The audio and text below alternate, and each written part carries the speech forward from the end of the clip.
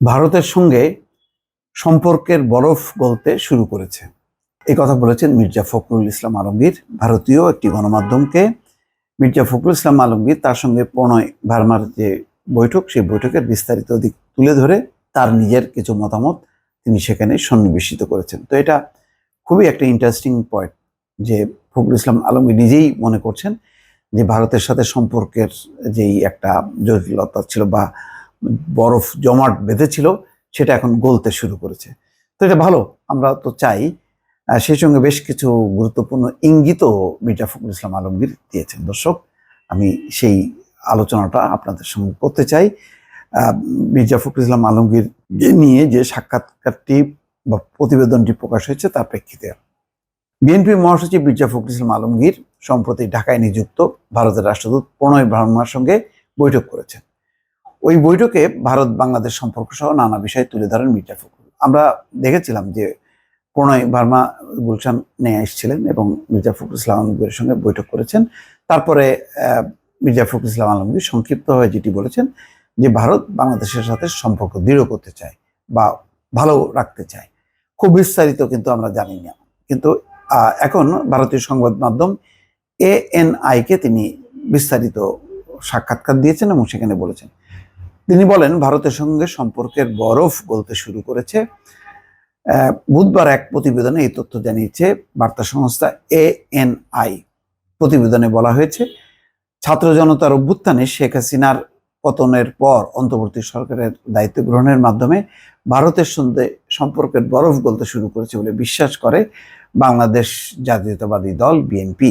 যদিও বেগম খালেদা জিয়ার নেতৃত্বাধীন বিএনপির আগের শেখ হাসিনার মেয়াদে 15 বছরে ভারতের সাথে সম্পন্ন হওয়া বেশ কিছু উদ্যোগ ও চুক্তির সমালোচনা করেছে। ভারতীয় হাইকমিশনার প্রণয় ভার্মার সঙ্গে বৈঠক সম্পর্কে ANI-কে মির্জা ফখরুল বলেন, আমরা দুই দেশের মধ্যে স্বাভাবিক সম্পর্ক নিয়ে আলোচনা করেছি। পানি ভাগাভাগির সমস্যা, সীমান্ত হত্যা, বিদ্যমান বাণিজ্য ভারসাম্যহীনতার কথা উল্লেখ করেছি। একই সময় ভারতের প্রধান ইস্যু ছিল নিরাপত্তা সমস্যা। আমরা আশ্বস্ত করেছি আমরা ক্ষমতায় থাকলে আমরা নিশ্চিত করব এই ভূখণ্ডটি বিচ্ছিন্নতাবাদীরা ব্যবহার করবে না। এটা খুব গুরুত্বপূর্ণ বিষয়। তার মানে হচ্ছে যে বাংলাদেশকে নিয়ে ভারতের মূল কনসার্ন কিন্তু নিরাপত্তা। এই নিরাপত্তার বিষয়টি শেখ হাসিনা যেভাবে সহযোগিতা করেছে, ভারত যা যা চেয়েছে, অনুপ চেটিয়াকে ফেরত দেয়া, সিলেট অঞ্চল, ওই অঞ্চলে বিচ্ছিন্নতাবাদীদের ঘাঁটি একদম ধ্বংস করা, তাদেরকে গ্রেপ্তার করা, ভারতের কাছে তুলে দেওয়া, মোট কথা ভারতকে একদম উজাড় করে তার নিরাপত্তার সুবিধা সবকিছু দিয়েছে। তারপরে নিরাপত্তার জন্য ট্রানজিট ব্যবহার প্রকল্প নেওয়া, সমস্ত কিছু করেছে। ফলে এত বেশি খুশি ছিল ভারত যে ভারত শেখ হাসিনার বাইরে অন্য কোনো সরকার এইরকম সুবিধা দেবে, তাকে নিশ্চিত করবে, এটা সেই আশ্বাস খুঁজে পায়নি। হয়তো এটাও একটা বড় ধরনের ভুল ছিল। তারা উচিত ছিল যে আওয়ামী লীগের পাশাপাশি অন্যান্য সমস্ত রাজনৈতিক দল, গুরুত্বপূর্ণ রাজনৈতিক দলের সাথে একটি সম্পর্ক স্থাপন করা এবং তাদেরকে বলা যে তোমরাও যদি ক্ষমতায় আসো তাহলে তোমাদের সাথে আমাদের একটা সমতার সম্পর্ক থাকবে, একটা যে দেনা পাওনা, যে তোমরা আমাদেরকে নিরাপত্তা দাও, তার বিনিময়ে তোমরা আমাদের যে অমীমাংসিত যে বিষয় আছে, যে সুবিধাগুলো দরকার সেই সুবিধাগুলো নাও। কিন্তু ভারত তো সেটা করেনি। ভারত বাংলাদেশের পানি সমস্যার সমাধান করেনি, ভারত বাংলাদেশের যে সীমান্ত হত্যা সেই সমস্যার সমাধান করেনি। অর্থাৎ বাংলাদেশের পাওনা যেগুলি ন্যায্য পাওনা, সেগুলোকে তারা একেবারেই গুরুত্ব না দিয়ে তারা তাদের মতন করে সুবিধা নিয়ে গেছে, যার ফলে একটা ভারসাম্যহীন অবস্থা হয়েছে। এবং সবচেয়ে বড় কথা হলো যে তারা কোনোভাবেই রাজনৈতিক পরিবর্তন করতে চায়নি। এবং পরিবর্তন হাওয়ায় নিয়ে যখন বাংলাদেশে উত্তাল আন্দোলন, পশ্চিমা বিশ্ব বলছে যে বাংলাদেশ একটা স্বৈরতান্ত্রিক রাষ্ট্রে রূপান্তরিত হচ্ছে, কেননা এখানে কোনো নির্বাচন ব্যবস্থা বলে কিছু নেই, সেটা ধ্বংসস্তূপে পরিণত হয়েছে, তখনও কিন্তু ভারত টু শব্দ করেনি। সেটা বলেছে এটা ওই দেশের আভ্যন্তরীণ ব্যাপার, ওই দেশের জনগণের ব্যাপার, এইসব বলে নিজেকে আড়াল রেখেছে।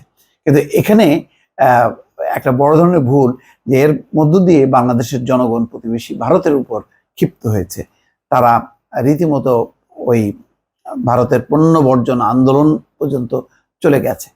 তো এই বিষয়গুলো কিন্তু তারা কখনো মাথায় নেয়নি। শুধুমাত্র শেখ হাসিনাকে টিকিয়ে রেখে তারা তাদের আঞ্চলিক নিরাপত্তার বিষয়টি নিশ্চিত করতে চেয়েছে।